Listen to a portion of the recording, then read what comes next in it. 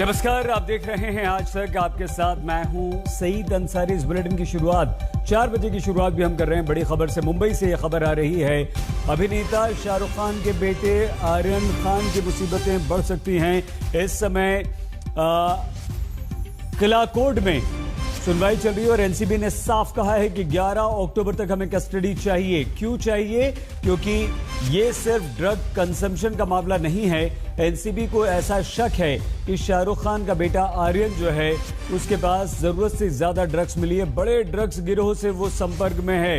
इस बात का संदेह, इस बात का शक सूत्रों के हवाले से बात आई है तो आर्यन के व्हाट्सएप चैट में लेन देन का जिक्र हुआ है, यानी कि वो ड्रग्स खरीदता था, ड्रग्स बेचता था। इस तरह का शक एनसीबी को है और इसीलिए एनसीबी यह चाहती है कि 11 अक्टूबर तक की उसे हिरासत मिले, ताकि अगर ये कस्टडी मिलेगी तो वो शाहरुख खान के बेटे आर्यन खान से और पूछताछ करके सच्चाई निकलवा सके।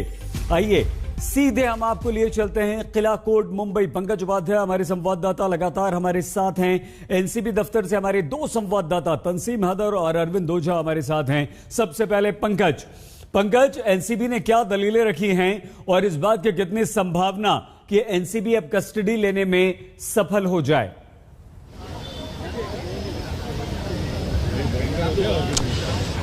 सईद, फिलहाल तो जो आर्ग्यूमेंट्स, जो दलीलें एनसीबी कोर्ट के सामने रख रही हैं वो काफ़ी मजबूत नज़र आ रही हैं और इशारा कर रही हैं कि शायद कुछ मिनटों में जब फैसला आए तो आर्यन खान की और अरबाज की और साथ साथ मुनमुन की मुसीबतें बहुत ज़्यादा बढ़ सकती हैं। कल ही एनसीबी ने यह कह दिया था कि अरबाज की और आर्यन की जो व्हाट्सएप कॉन्वर्सेशन हिस्ट्री उन्होंने खंगाली है उससे साफ पता चलता है कि ये ड्रग पेडलर्स के साथ काफ़ी समय से रिश्ते बनाए हुए थे, काफ़ी सालों से ड्रग कंजम्पशन भी था। और ये भी शब्द रिमांड कॉपी में यूज किया गया कि रिस्पोंडेंट्स का ड्रग पेडलर्स के साथ एक नेक्सस है। और आज जब इनकी 1 दिन की रिमांड खत्म हुई और इनको कोर्ट के सामने एक बार फिर से पेश किया गया तो आज जो दलीलें एनसीबी ने कोर्ट के सामने रखी हैं वो बहुत चौंकाने वाली है। एनसीबी ने सबसे पहले कहा है कि व्हाट्सएप चैट्स के जरिए जो मटेरियल मिला है वो काफी चौंकाने वाला है। काफी पिक्चर्स मिली हैं, जो पिक्चर्स मिली हैं उसमें काफी लिंक्स हैं जो कि इंटरनेशनल ड्रग ट्रैफिकिंग की तरफ भी इशारा करते हैं। ये एक मुसीबत की बड़ी वजह बन सकती है। कहा है कि कई कोड नेम से जो यूज किए गए ड्रग प्रोक्योरमेंट के लिए, यह भी कहा कि जो ट्रांजैक्शन डिटेल्स हैं, जो पैसा देके जो ड्रग्स ली गई थी व्हाट्सएप चैट्स के जरिए, वो ट्रांजैक्शन डिटेल्स भी नारकोटिक्स कंट्रोल ब्यूरो के हाथ में लगी हैं। कई और सस्पेक्टेड कैरेक्टर्स हैं जो सामने आए हैं जिनकी पहचान और आइडेंटिटी करनी अभी और ज्यादा जरूरी है। इसके लिए भी और ज्यादा उनको रिमांड चाहिए। एनसीबी का कहना है कि तमाम जो इंग्रेडिएंट्स हैं ऑफेंस के वो उसने कोर्ट के सामने रख दिए हैं। यह भी कहा कि आज सुबह ही उसने कई और लोगों की गिरफ्तारियां करी हैं। इन्वेस्टिगेशन उसकी अभी खत्म नहीं हुई है। यह भी कहा है कि इस केस में और ज्यादा डेवलपमेंट हो रहे हैं क्योंकि जो ड्रग पेडलर्स पकड़े गए हैं उनके पास से स्मॉल क्वांटिटी नहीं बल्कि अब तो कमर्शियल क्वांटिटी ऑफ ड्रग्स मिल गई है, जिससे ये जो पूरा मामला है ये और ज्यादा गंभीर हो गया है। एनसीबी ये भी कह रहा है कि ये जो अक्यूज्ड हैं, जो सालों से ड्रग्स ले रहे हैं, अगर उनकी रिमांड नहीं दी जाती है तो फिर ये लोग किनके संपर्क में हैं, ड्रग प्रोक्योरमेंट किस तरीके से होता है, क्या इंटरनेशनल ड्रग ट्रैफिकिंग चल रही थी, उसका पता कैसे लगाया जाएगा, और मुंबई और आसपास के इलाकों में जो ड्रग मैनेज चल रहा है आखिर उसका भंडाफोड़ कैसे होगा। जी बिल्कुल पंकज। तंसीम, आपने पंकज की सारी बातें सुनी और इसमें हम ये जोड़ देते हैं कि एनसीबी ने यह भी कहा कि ये तीनों एक गैंग हैं और ये एक रैकेट चल रहा है। क्या अब आपको संभावना नजर आती है तंसीम? जी सईद, सिलसिलेवार देखने की सबसे ज़रूरत यह है कि आज सुबह क्रूज पे दोबारा एनसीबी की टीम गई थी और एनसीबी की टीम बल्कि पूरी वहाँ पे उसमें रेड की। उस रेड के दौरान आज भी एनसीबी की जो टीम है उसको ड्रग्स बरामद हुए हैं। वहाँ से 8 लोगों को डिटेन भी किया गया है। एक मिनी बस में पूरा फोर्स के साथ उनको एनसीबी दफ्तर लाया गया है और उन लोगों से पूछताछ लगातार की जा रही है। ये दूसरी कड़ी है इस पूरे नेटवर्क की जो एनसीबी ने आज सुबह जिस पे रेड रेड शुरू की और 8 लोगों को हिरासत में लेकर पूछताछ शुरू की। तो ये जैसा कि एसएन प्रधान जो एनसीबी के डायरेक्टर हैं, उन्होंने कल भी बातचीत में यही कहा था कि ये इन्वेस्टिगेशन एक दिन का इन्वेस्टिगेशन नहीं है, ये बहुत लंबा चलने वाला इन्वेस्टिगेशन है। इसमें परत दर परत खुलती जाएंगी चीजें और आगे भी गिरफ्तारियां होंगी, जिसके संकेत भी उन्होंने दिए थे। तो अब वही हो रहा है और ये कनेक्शंस एस्टैब्लिश हो रहे हैं, वो व्हाट्सएप चैट से एस्टैब्लिश हो रहे हैं, वो जो कॉल डिटेल्स हैं उससे एस्टैब्लिश हो रहे हैं। यही वजह है कि एनसीबी जो है और रिमांड चाहती है ताकि इनके जितने भी कॉल डिटेल्स हैं, जिन लोगों को और हिरासत में लिया गया है, जो लोग अभी हिरासत में मौजूद हैं, उनसे क्या कनेक्शन थे, उनके आमने सामने बैठाकर उनसे पूछताछ की जाए और इस जो नेटवर्क है इसकी अगली कड़ी अगले पायदान पर पहुंचा जाए। तो ये एक बड़ा इन्वेस्टिगेशन है, बहुत काफी लंबा चलने वाला इन्वेस्टिगेशन है, इसके संकेत दिए गए थे और यही वजह है कि एनसीबी अभी नहीं चाहती कि आर्यन को जुडिशियल कस्टडी में भेजा जाए। वो उसकी पुलिस कस्टडी रिमांड की लगातार मांग कर रही है कोर्ट में। ठीक है तंसीम। पंकज, हम आपके पास आए उससे पहले अरविंद 24 घंटे में इतना कुछ एनसीबी ने हासिल कर लिया है। अब 9 दिन की और अगर वो कस्टडी मांगती है तो संभावना किस बात की मिल सकती है, क्योंकि साक्ष्य क्या कहते हैं आपके अनुभव के हिसाब से? अरविंद जी देखिए, बिल्कुल अनुभव के हिसाब से सईद, लेकिन मैं आपको ये बताना चाहूँगा कि जब कल कस्टडी मिली है आर्यन खान, अरबाज और मुनमुन की, उसके बाद पूरे देर रात तक नारकोटिक्स कंट्रोल ब्यूरो की टीम ने रेड की है। जिस तरह से पूछताछ में जो खुलासा हुआ था उसके आधार पर, उसके बाद कल देर रात अरविंद आपको रोकना पड़ेगा, कोई अपडेट आ गया? पंकज कुछ इशारा कर रहे हैं, पंकज ने कुछ मैसेज किया, बताइए पंकज क्या बताया आपने? देखिए सईद, मैसेज और जो खबरें हैं, दलीलें हैं, हमारे पास लगातार आती जा रही हैं। सतीश मानी शिंदे जो कि आर्यन खान के वकील हैं, इस वक्त वो दलील दे रहे हैं कि आर्यन खान का इस पूरी कहानी से, इस पूरे प्रकरण से कोई लेन देन ही नहीं है। उनका कहना है क्रूज में जाने के लिए आर्यन खान ने कोई भी पैसे नहीं दिए, वो तो स्पेशल इनवाइटी थे।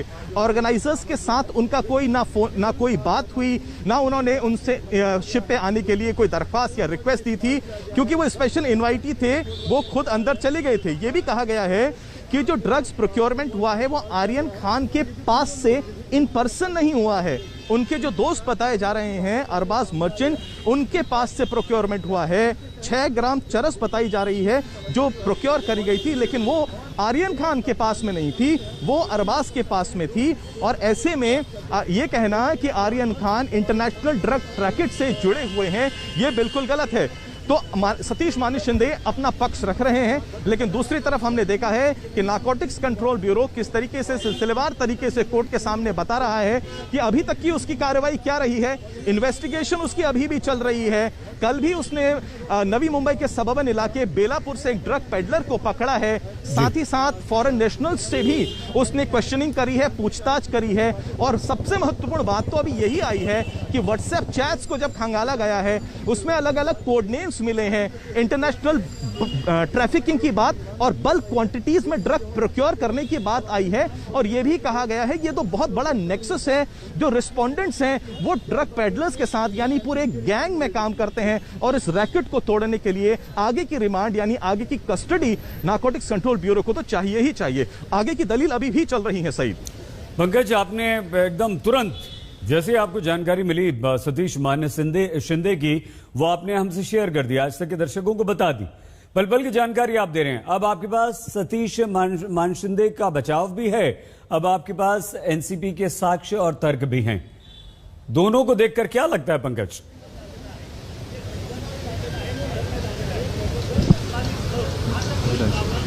देखिए, फिलहाल तो ये लगता है कि मुसीबतें आर्यन खान के लिए जरूर से जरूर बढ़ने वाली हैं।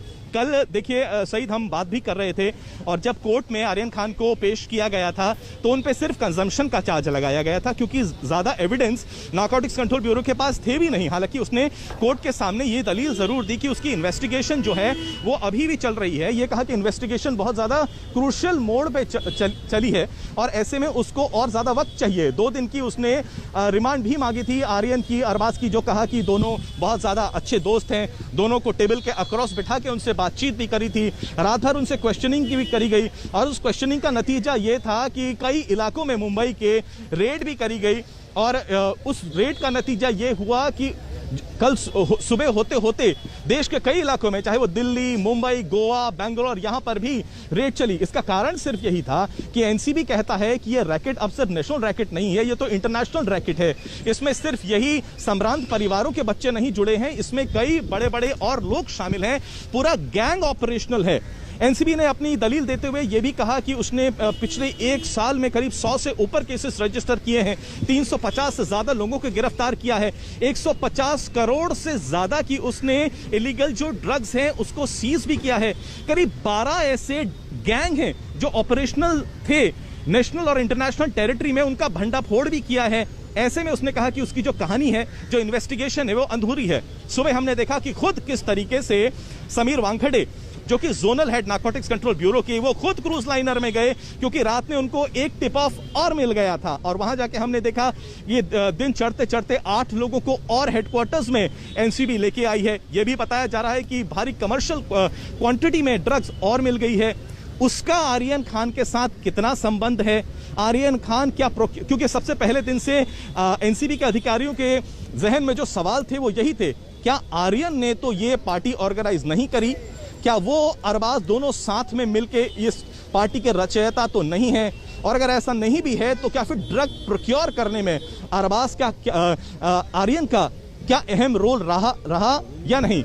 इन्वेस्टिगेशन उसकी अभी भी चल रही है, देखना पड़ेगा। कुछ कंक्लूजन डिराइव करना बहुत जल्दबाजी होगी, लेकिन फिलहाल जिरह चली रही है। सतीश मानी शिंदे अपनी तरफ से भी पूरा जोर लगा रहे हैं। उनका कहना है कि आर्यन ने तो ऑर्गेनाइजर्स से बात ही नहीं करी थी, उनके पास तो वो स्पेशल इनवाइट ही थी, वो इसलिए चली गए।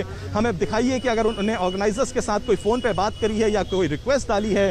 ड्रग्स तो इन पर्सन उनसे प्रोक्योर हुई नहीं है, उनके बैग को भी खंगाला गया, उसमें भी कोई ड्रग नहीं मिली है। ऐसे में ये कहना कि आर्यन खान का रिश्ता है इस पूरे ड्रग प्रकरण के साथ, वो गलत होगा।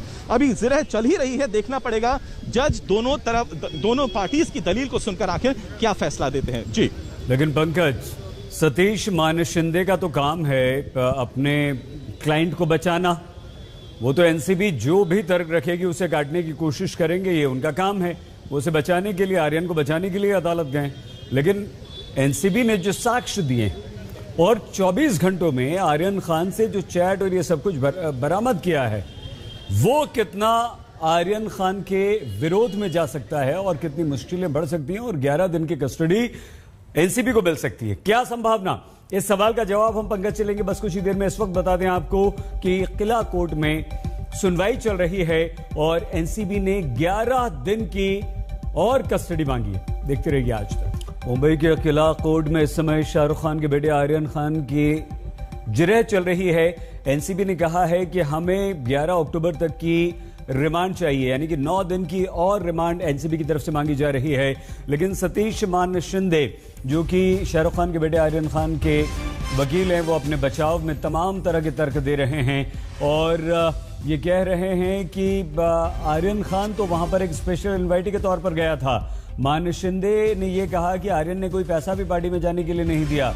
सतीश मान शिंदे इस तरह के कई सारे तर्क रख रहे हैं, लेकिन एनसीबी ये कहती है कि 11 अक्टूबर तक आप हमें कस्टडी दीजिए, क्योंकि अगले 9 दिनों में हम आर्यन खान से और बातें पता करना चाहते हैं। क्योंकि एनसीबी को सूत्रों के हवाले से जो खबरें आ रही हैं उसमें यह कहा जा रहा है कि एनसीबी को काफ़ी सारे सबूत मिले हैं, व्हाट्सएप चैट्स मिले हैं और इसके अलावा कुछ पिक्चर्स मिले हैं, वीडियोस मिले हैं। और एनसीबी ने साफ तौर पर कहा है कि ये तीनों लोग जिन्हें हमने गिरफ्तार किया था, जिनकी हमें कस्टडी मिली थी, ये पूरा एक गैंग है और ये गैंग के हर तार तक हमें जाना है, इसलिए हमें कस्टडी चाहिए। क्यों पंकज? और कोई जानकारी या एनसीबी जो है वो इसी आधार पर कस्टडी आगे मांग रही है?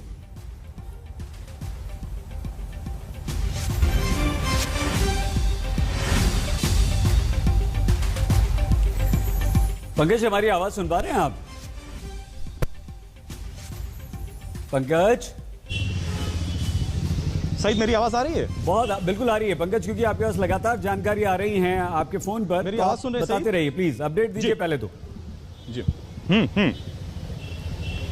जी हाँ, सतीश मान शिंदे का आगे ही कहना है कि जो कमर्शियल क्वांटिटी की बात कहती है नारकोटिक्स कंट्रोल ब्यूरो, जिसके बेसिस पे वो सभी आरोपियों की और ज्यादा रिमांड चाह रही है, तो ये कमर्शियल क्वांटिटी उनका कहना है आर्यन खान पे तो नहीं मिली थी। तो ये जो कमर्शियल क्वांटिटी को बेसिस बना रही है आगे रिमांड के लिए, उससे आर्यन खान का आखिर क्या संबंध है, ये कहना है सतीश माने शिंदे का। क्योंकि वो ये भी कहते हैं कि आर्यन खान को जब तलाशी ली गई थी उनकी, तो इन पर्सन तो कुछ भी नहीं मिला था उनसे। जब उनके बैग की तलाशी ली गई थी तो उस बैग में भी कुछ भी ड्रग प्रोक्योरमेंट नहीं हुआ था। ऐसे में एनसीबी का ये कहना कि कमर्शियल क्वांटिटी मिली है और ऐसे में और ज़्यादा इन्वेस्टिगेशन की ज़रूरत है और आगे की रिमांड चाहिए, तो ये सही नहीं है। सतीश माने शिंदे आगे ये भी कहते हैं कि बड़ी गंभीर एलिगेशंस लगा दी गई हैं इंटरनेशनल ड्रग ट्रैफिकिंग की, और ये भी कहा है कि व्हाट्सएप के जो चैट कॉन्वर्सेशंस हैं वो काफ़ी इंक्रिमिनेटिंग है। सतीश माने शिंदे कहते हैं कि कोर्ट खुद देख सकता है कि आखिर उन व्हाट्सएप चैट्स में क्या है। जिस गंभीरता की बात एनसीबी कर रही है वैसा कुछ है नहीं। जहां तक इंटरनेशनल ड्रग ट्रैफिकिंग की बात आ रही है उसके लिए सतीश माने शिंदे कहते हैं कि यह बात बिल्कुल भी सही नहीं है और आर्यन खान को इससे लिंक नहीं करना चाहिए। ठीक है पंकज, आपको हमने बीच में रोका, आपकी पूरी बात हम सुनेंगे सतीश मान शिंदे ने और क्या क्या कहा है। तो दोनों पक्ष अपनी अपनी दलीलें रख रहे हैं, फैसला अदालत को करना है और यह फैसला कुछ ही देर में हो जाएगा। आज तक की नजर इस पर लगातार बनी हुई है। बहुत छोटा सा ब्रेक, आप देखते रहिए आज तक। आज तक बेमिसाल 20 साल।